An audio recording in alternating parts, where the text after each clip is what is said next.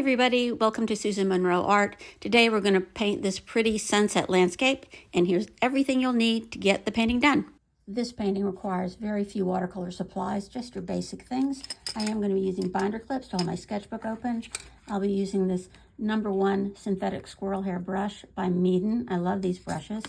A pencil to do a little sketching. Of course, you'll want your paints. Mine are mostly Winsor & Newton and Daniel Smith. This palette is from Meeden. I have my nice little sketchbook. Of course, you could use just watercolor paper.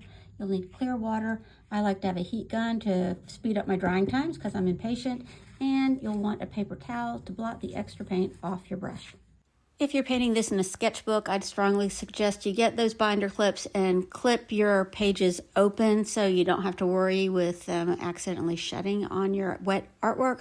Or if you're doing it on plain watercolor paper, make sure you get some tape and tape down the edges. Just want to say all the materials that I suggest and recommend are in my Amazon shop. If you click on the link tree in my bio, you can go there and see everything. And I get a little bit back if you buy something, so thank you if you do.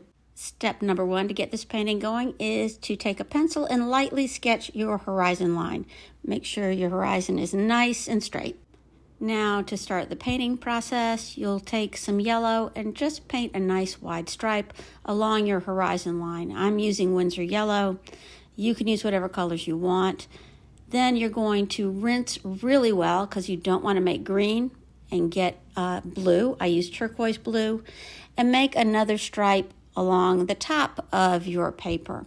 Make sure you leave some white space between your two stripes, your blue and your yellow stripe. We're going to blend them, but if you blended them just one right into the other, of course, you'd make green. Here, I'm taking clear water. I'm just painting it along that clear area between the two paints, and the capillary action of the water is just going to draw the blue down and the yellow up, so they will come together, but they're not going to make green. While the sky is still wet, you're going to take a nice dark color and start dropping in some of your clouds.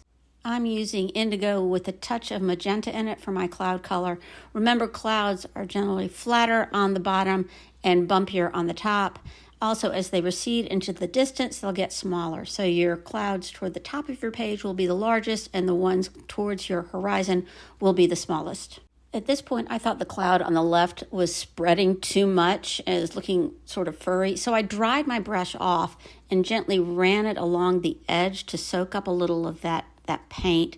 I think it helped it contain the cloud a little bit. To make a spot for the sun, I used a tiny bit of balled up paper towel and just pressed it repeatedly in the same spot. Then to make the rays coming out of it, I took a dry brush and just repeatedly ran it over the damp paint. You can see I'm going back and forth, drying it on a paper towel and then running it over the paint to create those sunbeams coming out of the sun. While I was waiting for the sky to dry, I thought I'd just take my pencil and I sketched the little stream. When sketching this, once again, remember perspective. It's going to be smaller in the distance and then larger toward the bottom of your page. If you feel like your sky needs a little more oomph to it, a little more color, you can do like me and go in and just add a little bit of orange between those rays of the sun. It would have been easier if I added this before I did the rays, but you can see it worked well here. I added them and then took a damp brush and just gently pulled that watercolor out to make it blend in with the rest of the sky. Just make sure you don't paint over that white area that you've reserved for the sun. I almost painted over mine. I ended up making my sun a little bit smaller because I got into it with the orange a little bit. So just watch what you do there. To make sure the sky was absolutely dry, I used my heat gun at this point, and then using the same colors as I did with the clouds, indigo with just a touch of magenta, I went in with a watery mix and painted some mountains in the distance. Things that are further away are always lighter in color than things that are closer together. That's why I made them paler. You'll also want to extend the rays of your sun so they come down over the edge of the mountains. On the right-hand side, I used a little darker mix of watercolors to make those mountains because I wanted to make them look like they were closer. The last thing you'll want to do for the background is add some just tiny dots along the horizon line. That's going to look like distant trees. To paint the river in the foreground, you're going to want to use the exact same colors that you used in the sky. Use that yellow and orange closer to the sun to show its reflection, and then the blue and the cloud colors as you get further away. You might think it looks a little odd now with all those colors, but really it'll look great just like a river when you're done. Then make sure you dry it really well with a hair dryer or a heat gun, or if you're patient, just sit and wait for it to dry before you go on to the next part. Here's where things got a little tricky for me. I wanted some soft blended trees and brush in the foreground, and I tried to do it with wet paint on the dry paper. This did not work out. Learn from my mistakes. I ended up going in with different colors of wet paint, just painting one area right next to the other so they bleed together to get that more gradiated, gradual shift from light greens to dark greens. Once the foreground was wet with paint, it was a lot like painting the clouds, where I was just dropping in more colors, only you will want to hold the brush vertically to make the impression of vertical grasses and vertical trees, whereas for the clouds, you probably held the brush horizontally.